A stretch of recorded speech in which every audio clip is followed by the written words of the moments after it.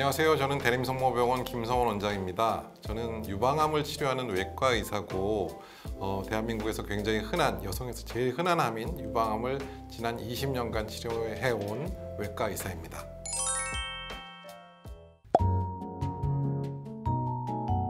유방암의 정의는 아주 쉽죠. 유방에 생기는 암이 쉽게 생각하면 그런 정의인데요.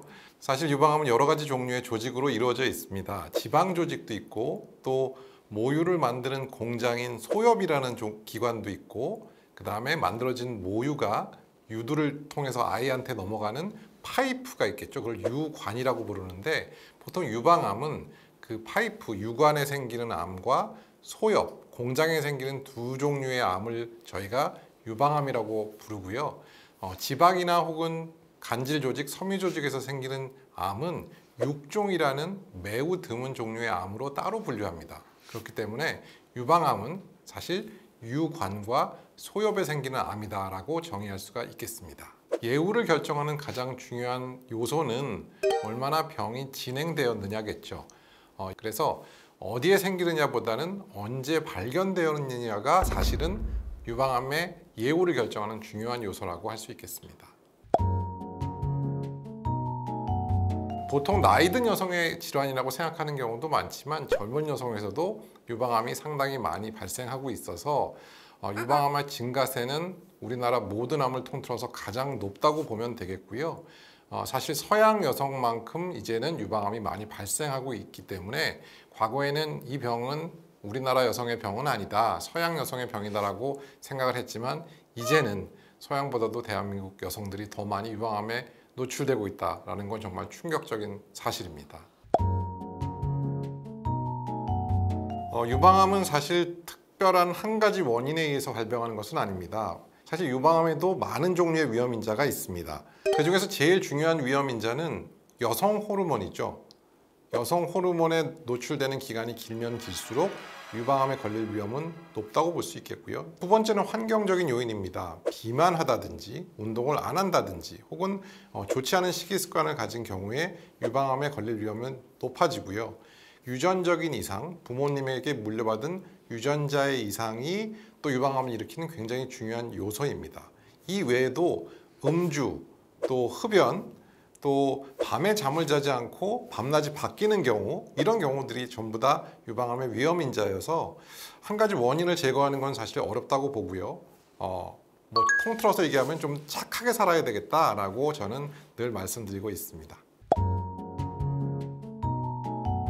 저희가 보통 유방암을 조기 검진하기 위해서는 세 가지가 필요하다고 말씀을 드립니다. 첫 번째는 집에서 여성들이 혼자 할 수 있는 것이죠. 자가검진이라고 말씀드리는데, 보통 20세가 넘은 여성은 한 달에 한 번, 특히 아무 때가 아니고 생리가 끝나고 나서 일주일 뒤, 그때가 가슴이 제일 작고 부드러운 시기이기 때문입니다. 그래서 그때 손가락을 이용해서 가슴을 누르듯이, 이렇게 쥐어짜면 사실 뭐가 다 있는 것처럼 만져지거든요. 그래서 가슴을 누르듯이 해서 뭐가 만져지는지를 보시고, 그리고 그 다음에는 이제 의사에 의한 검진을 하셔야 됩니다. 마지막으로 하셔야 될 거는 유방 엑선 촬영입니다. 맘모그램이라고 부르는 것인데 보통 40세부터 시작하도록 권장드립니다. 이 맘모그램이라는 게 20대나 30대에 찍으면 유방암의 진단율이 극도로 낮고요. 또 반대로 유방암을 조장하는 엑선 촬영이 우리 몸에 좋지 않잖아요. 그런 엑선 촬영들이 유방암을 조장하는 그런 역할도 해서 건강검진에서 공짜로 해준다고 20, 30대 여성이 무분별하게 엑스레이를 찍을 필요는 없겠죠. 그래서 말씀드렸던 것처럼 자가검진, 그리고 의사의 검진, 그리고 세 번째로 40살이 넘으면 유방 촬영을 꼭 하도록 권장하고 있습니다. 네, 유방암에 잘 걸리는 여성들이 있습니다. 결국은 유방암의 위험인자를 많이 갖고 있는 여성인데요. 생리를 하는 기간이 길면 길수록입니다. 생리를 일찍 시작해서 늦게 끝나면 결국은 생리를 하는 기간이 길어지겠죠. 그래서 보통 13세 이전에 초경이 있는 이른 초경, 그리고 55세 이후에 폐경이 되는 늦은 폐경의 경우에는 생리의 총 기간이 길기 때문에 유방암에 걸릴 위험이 높다고 볼 수 있겠고요. 결혼 안 하고 또 아이도 낳지 않고 모유 수유도 거의 못하는 그런 상황에서 한국 여성들의 유방암의 위험은 그렇기 때문에 점점 증가한다라고 볼 수 있겠고요.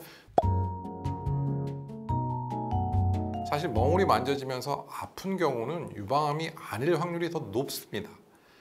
통증이 없는, 좀 어렵게는 무통성, 통증이 없는 종괴, 멍울, 근데 뭐가 새로 생긴 것 같아. 그 경우는 무조건 병원으로 빨리 달려오셔야 하는 가장 위험한 사인이라고 볼 수 있겠습니다. 석회화 중에서도 대부분 양성인 석회화들이 많고요. 뭐 예를 들어서 섬유선종이라든지 혹은 모유 수유를 하면서 조금 모유가 찌꺼기가 남아서 석회화를 만드는 경우도 있고, 혈관에 석회화가 생기는 그런 양성 석회화들이 상당히 많습니다. 근데 석회화 중에서도 아주 미세한, 정말 소금을 뿌려놓은 것 같은 아주 미세한 석회화가 퍼져 있지 않고 이렇게 모여 있는, 저희가 군집성 미세 석회화라고 말씀드리는데, 그런 증상이 있는 경우, 그런 소견이 보일 때는 상당히 유방암을 의심하고, 그런 경우에는 조직 검사를 통해서 유방암 여부를 확인하게 됩니다. 최근에는 10에서 20%의 여성들이 유관 상피내암으로 진단됩니다. 그러면 상피내암과 일반적인 침윤성 유방암과는 어떤 차이가 있느냐? 정말 한 끗 차이죠. 유관 안쪽으로 상피내암이 자라게 되면은 그거는 유관 상피내암이고요. 만약에 그 암이 점점 진행해서 기저막을 뚫게 되면 그때는 침윤이 발생했다고 이야기하고, 그 뚫은 정도가 1mm를 넘게 되면 저희가 침윤성 유방암이라고 말씀을 드리는 겁니다.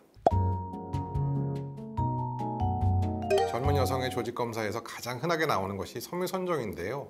이 섬유선종을 실제로 우리가 추적해서 관찰해 보면 섬유선종이 암으로 변하는 경우는 1000분의 1에서 10,000분의 1 정도밖에 되지 않는다고 합니다. 다시 말해서 거의 없다라는 것이죠. 실제로 저희 논문을 찾아봐도 섬유선종에서 생긴 암은 굉장히 케이스 리포트가 될 정도로 드물게 발생합니다. 그래서 물론 섬유선종이 있다는 것은 나의 기본적인 유방암의 위험을 높이는 게 맞습니다만, 그 섬유선종을 제거하는 것이 유방암의 위험을 낮추느냐, 그거는 꼭 그렇다고 볼 수는 없겠죠. 왜냐하면 그 섬유선종이 유방암으로 바뀔 확률보다는 남아있는 나의 양쪽 가슴에서 새로운 암이 생길 위험이 더 높기 때문입니다.